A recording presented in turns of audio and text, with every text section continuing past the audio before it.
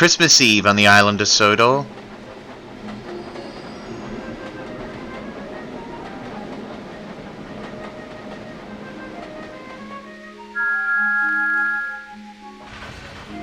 Although the engines were keeping themselves very busy with the passengers and goods, they were still in the mood of the festive season.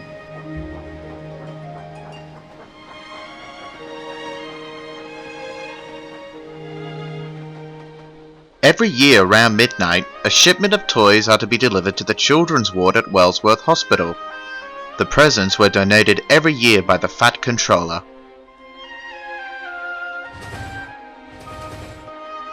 That night, Thomas was making his way back to Nampert with some empty vans. But as he arrived, he saw the station master flagging him down. "What's the matter?" asked Thomas. "Henry has a jammed piston, and there is a shipment of toys needed for the Wellsworth Hospital at the children's ward." Then he noticed the vans behind Thomas. "Thomas, I think you will be good enough for the job." He then called the Fat Controller, who agreed.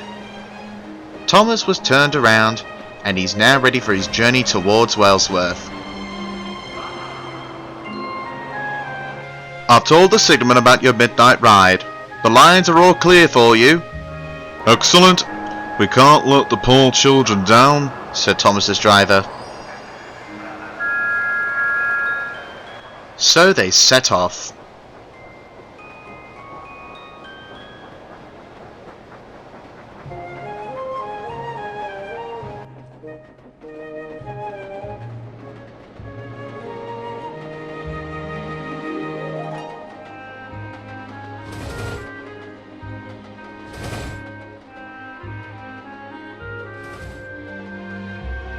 As Thomas was puffing along the main line, the icy cold wind blew.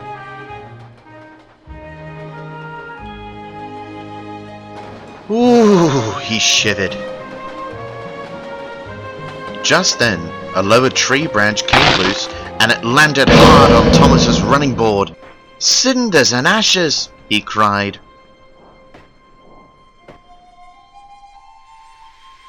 His driver and fireman inspected the damage. "Well, you're lucky your running board is not damaged badly, but your lamps are," sighed Thomas's fireman. "But the children will need their presents. We must have a spare lamp somewhere." Just then, the guard approached them. "I got a spare in my brake van. It's not like the ones for Thomas, but it serves." The lamp was placed on top of Thomas's smoke box. Although he's thankful for the lamp, he was not pleased with the lighting. "It's not powerful enough," he sighed sadly. "I agree with you there, Thomas, but there's nothing more we can do. We'll better stop for some water at the junction. I hope this cold weather hasn't frozen it."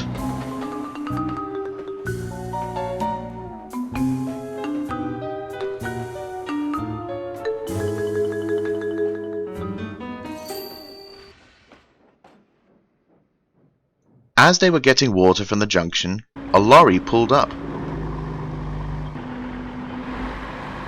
The driver got out for a break.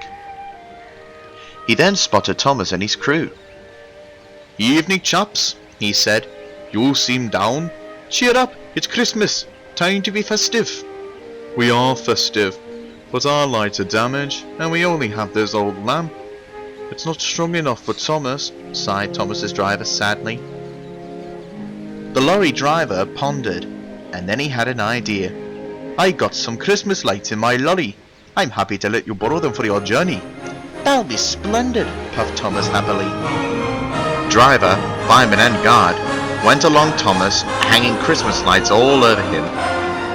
And there was Thomas, puffing along the main line with shining bright Christmas lights surrounding him.